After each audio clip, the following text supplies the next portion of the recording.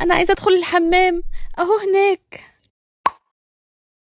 ايه ده؟ ازاي راجل بيساعد البنت دي في الحمام؟ فين الناني؟ تحب أساعدك في الحمام؟ لا، مش عايز مساعده. ريدي كيد راح البيت حكى لماما اللي حصل. طبعا يا ماما، انا قلت له لا وما خفتش، لاني عارف يا ماما اني لو احتجت مساعده يبقى واحده ست زي الناني، مش راجل غريب. برافو عليك، وانت كمان مش محتاج مساعده دلوقتي.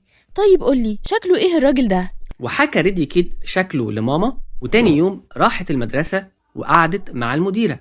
ابني حكالي كل اللي حصل، وجيت على طول عشان نحمي اولادنا.